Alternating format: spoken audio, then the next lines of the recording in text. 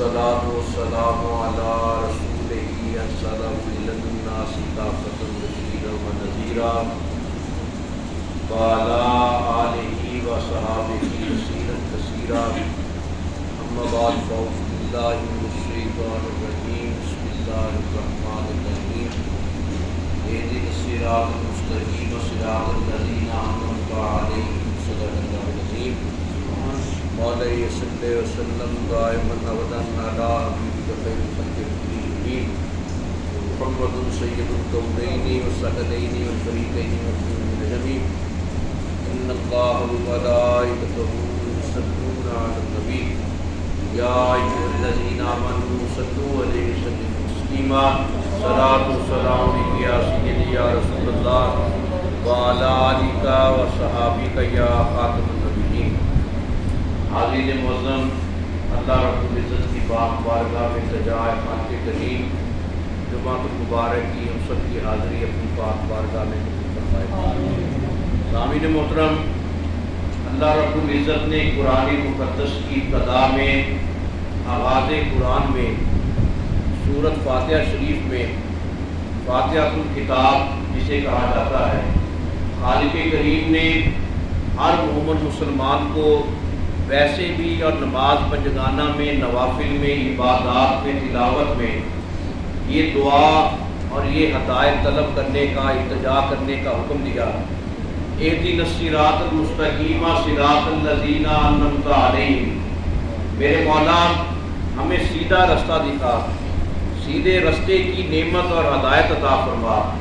ان لوگوں کا رستہ جن پر تو نے اپنا انعام عطا فرمایا۔ اللہ رب العزت نے سیدھا رستہ طلب کرنے کا حکم دیا۔ اب ایمان افروز حقیقت یہ ہے، اللہ رب العزت نے سیدھے رستے کو طلب کرنے کا، یہ دعا مانگنے کا حکم دیا،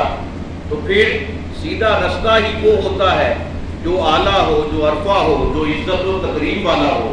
پھر اس کے آگے اللہ نے یہ حکم دیا کہ یہ مانگو سیدھا رستہ بھی ان لوگوں کا جن پر میں نے اپنا انعام نازل فرمایا۔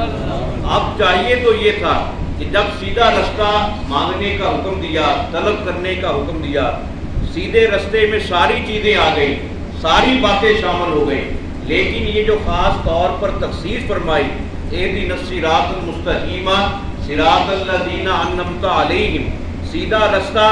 عام سیدھا رستہ نہ ہو، بلکہ سیدھا رستہ وہ ہو جو انعام یافتہ بندوں کا رستہ ہو، جو ان بندوں کا رستہ ہو جن کے دل پر بھی تیرا انعام ہے، جن کی سوچوں پر بھی تیرا انعام ہے، جن کے دماغ پر بھی تیرا انعام ہے، جن کی روح پر بھی تیرا انعام ہے، جن کے دلوں پر بھی تیرا انعام ہے، قلب و نظر کی ہر کائنات پر تیرا انعام ہے، ان کے پورے وجود پر تیرا انعام ہے۔ جب بندہ ان لوگوں کی ہدایت، ان کی معرفت اور رستہ طلب کرتا ہے، اللہ اس بندے پر کرم کے دروازے کھول دیتا ہے، اللہ ابواب رحمت وا فرماتا ہے۔ اور پھر قرآن مقدس میں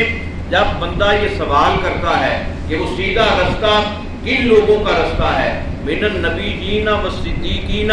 والشہداء والصالحین، وہ نبی ہیں، وہ صدیق ہیں، وہ شہید ہیں، وہ صالحین عظام ہیں، یعنی جو لوگ اپنے آپ کو اللہ کے حوالے کر دیں، اپنے تن من دھن کو،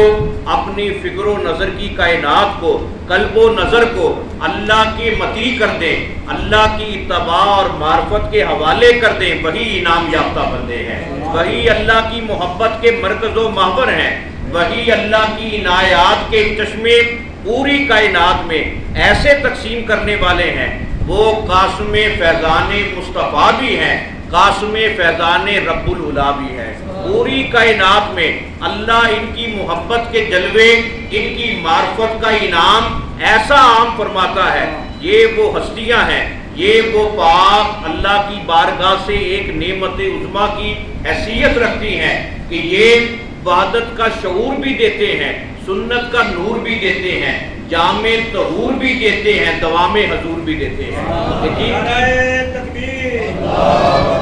نعرہ رسالت، نعرہ حیدری، آستانہ علیہ غوثیہ قادریہ مصطفیہ، پیر سید ضیاء الدین گیلانی، یہ وحدت کا نور بھی ان کی بارگاہ سے، توحید کا شعور بھی ان کی بارگاہ سے، طریقت کا نظام، شریعت کا انعام، قرآن کا فیضان اور رب رحمان کے جلوے جو ہیں وہ ان کی بارگاہ سے ملتے ہیں۔ یہی وہ انعام یافتہ ہستیاں ہیں، یہی وہ انعام یافتہ مقربین ہیں۔ اسی لیے میرے آقا کریم صلی اللہ علیہ وسلم نے یہ فرمایا کہ اللہ کے ولی کی، اللہ کے دوست کی، اللہ کے مقبول کی، اللہ کے برگزیدہ بندے کی پہچان یہ ہے، تم اس کی صحبت میں بیٹھو، اس کی محفل میں بیٹھو، اس کی قدموں سے لگ کر جڑ کر بیٹھو، چہرہ اس کا دیکھو، تمہیں جمال خدا کا نظر آئے، تمہیں اللہ کی یاد جو ہے وہ تازہ ہو جائے۔ اور یہ ہر کسی کو مقام نہیں مل سکتا، چہرہ پر نور ہر کسی کا دنیا میں نہیں ہو سکتا۔ بعض لوگ ایسے ہوتے ہیں جن کا چہرہ دنیا میں پر نور ہوتا ہے، باوقار ہوتا ہے، اور اللہ معاف کرے بعض کا چہرہ ایسا ہوتا ہے ادھر بدن سے روح نکلتی ہے، چہرہ بگڑ جاتا ہے، لیکن چہرے پر نورانیت قائم اسی کی رہتی ہے جو اللہ کے ذکر سے اپنے دل کو نور بخشتا ہے۔ اور اللہ پھر دنیا والوں کو یہ دکھاتا ہے کہ یہ دیکھو اس نے اپنے دل کو میرے ذکر سے نور بخشا، اب بدن سے تلے خاکی سے روح پرواز بھی کر رہی ہے، چہرے پر نور باقی ہے، چہرے پر نور کی بہاریں قائم ہیں، چہرے پر نور کا سرچشمہ قائم ہے، اور جس پر دنیا سے جاتے ہوئے نور کی دولت قائم رہے اس کی قبر میں اندھیرا کیسے آ سکتا ہے؟ امام فخر الدین رازی رحمۃ اللہ علیہ آپ یہ فرماتے ہیں کہ جب بندہ انعام یافتہ بندوں کی ہدایت طلب کرتے کرتے خود انعام یافتہ بندوں کی صف میں شامل ہو جائے، اللہ چہرے کا نور جو ہے وہ دل کے نور کو اور دل کے نور کو چہرے کے نور میں بدل دیتا ہے۔ دونوں نور ایسے ایک دوسرے کا لازمی جزو بن جاتے ہیں، ایک دوسرے کا لازمی جو ہے محبت کا ربط قائم کر لیتے ہیں کہ چہرے کا نور دل کا نور، دل کا نور چہرے کا نور، پھر پورا بدن نور میں لپٹ جاتا ہے، بندہ قبر میں بعد میں جاتا ہے، قبر نور سے روشن ہو جاتی ہے۔ اور جس کی قبر نور سے روشن ہو جائے اسے یہ محبت کی خیرات کیسے نہیں مل سکتی؟ اور یہ محبت کی نعمت، یہ معرفت کی حقیقت، یہ صرف عاشقوں کا زیور ہے۔ اسی لیے اعلیٰ حضرت امام اہل سنت عظیم البرکت شاہ احمد رضا خان بریلوی رحمۃ اللہ علیہ آپ یہی عرض کرتے ہیں، چمک تجھ سے پاتے ہیں سب پانے والے،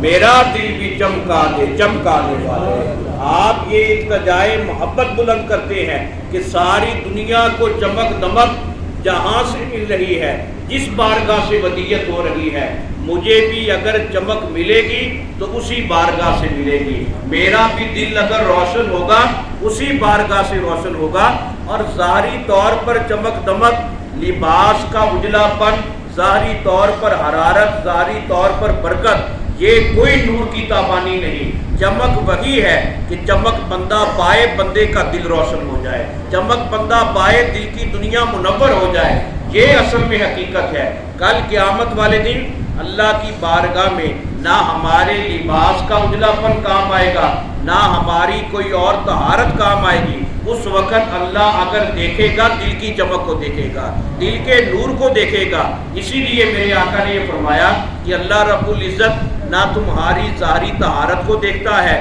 نہ ظاہری شکل کو دیکھتا ہے، نہ صورت کو دیکھتا ہے، اگر اللہ دیکھتا ہے تو دل کے تقوی کو دیکھتا ہے، دل کے نور کو دیکھتا ہے۔ جسے یہ مقام مل گیا، جسے یہ تڑپ مل گئی، جسے انعام یافتہ بندوں کی سنگت مل گئی، رفاقت مل گئی، وہ اللہ کی بارگاہ میں ایسا کامیاب ہے، ایسا کامیاب ہے۔ اور یہ اسی کامیابی کا صلہ ہے، اسی محبت کا صلہ ہے کہ امام احمد رضا خان بریلوی رحمۃ اللہ علیہ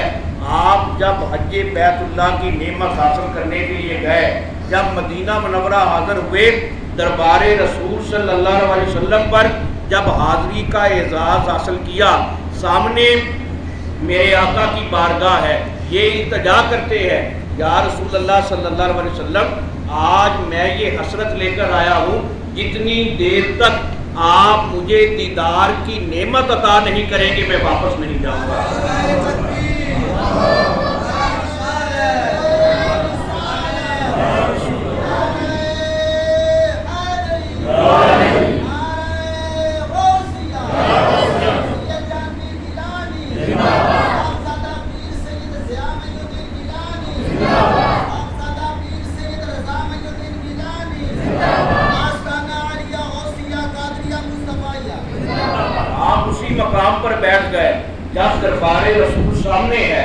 اسی مقام پر آپ نے مشہور زمانہ نعتیہ غزل لکھی، وہ سوئے لالا زار پھرتے ہیں، تیرے دل نئے بہار پھرتے ہیں۔ جب آپ نے یہ محبت کا نذرانہ پیش کیا تو یہاں پر آ کر رک گئے۔ آخری شعر لکھنے سے پہلے بارگاہ رسول میں اپنی محبت کا تحفہ یوں پیش کرتے ہیں، کوئی کیوں پوچھے تیری بات ہے رضا، تجھ سے کتے ہزار پھرتے ہیں۔ جب آپ نے یہ مناجات پیش کیے، میرے آقا نے کرم فرمایا اور جاگتے ہوئے بیداری کے عالم میں احمد رضا کو اپنا دیدار عطا فرمایا۔ بعض لوگ وہ ہیں جنہیں خواب میں دیدار مصطفیٰ ہوا، جنہوں نے اور انداز میں دیدار کیا۔ عاشقوں کے امام عظیم البرکت امام اہل سنت کی یہ شان ہے، اگر آپ نے جمال مصطفیٰ کو دیکھا ہے تو جاگتے ہوئے دیکھا ہے۔ یہ ہے وہ صلہ، یہ ہے وہ محبت کا نذرانہ کہ جب بندہ انعام یافتہ بندوں کی ہدایت طلب کرتے کرتے خود اس مقام پر جا پہنچتا ہے، اللہ اسے اپنا قرب عطا فرماتا ہے۔ یہ محبت کے جلوے، یہ عقیدت کے ضابطے اللہ رب العزت اپنے خاص بندوں کو عطا فرماتا ہے کہ جب بندہ روزانہ، ہم بھی سورۃ فاتحہ نماز پنجگانہ میں پڑھتے ہیں، نوافل میں پڑھتے ہیں، اور بھی قرآن کی تلاوت میں پڑھتے ہیں، عبادات میں پڑھتے ہیں، ویسے پڑھتے ہیں، لیکن فرق صرف یہ ہے ہم صرف زبان سے پڑھتے ہیں۔ جنہیں اللہ رب العزت اپنی معرفت کا نور عطا کرتا ہے، اس کی ظاہری نگاہ قرآن کے صفحات پر ہوتی ہے، دل کی نگاہ محمد عربی کے جمال کو دیکھ رہی ہوتی ہے، اور یہ کیفیت ہر بندے کو نہیں مل سکتی۔ اور علامہ ملا علی قاری رحمۃ اللہ علیہ آپ یہ فرماتے ہیں، یہ صرف صاحب نظر کا کمال ہے، جب بھی وہ قرآن پڑھے، جب بھی وہ نماز پڑھے، جب بھی وہ نفل پڑھے، ادھر وہ اللہ کی عبادت میں مصروف ہوتا ہے، بندگی میں مصروف ہوتا ہے، نگاہ لوح محفوظ کو دیکھ رہی ہوتی ہے۔ اور یہ وہ مقام ہے، یہ وہ جذبہ ہے، اہدنا الصراط المستقیم صراط الذین انعمت علیہم۔ جب بندہ اپنے آپ کو اس مقام، اس منصب کے حوالے کر دیتا ہے، اللہ پھر اس بندے کو انعام یافتہ بندوں کی صف میں شامل فرما دیتا ہے۔ اس لیے ہدایت طلب کرنے کے ساتھ ساتھ ہمیں یہ چاہیے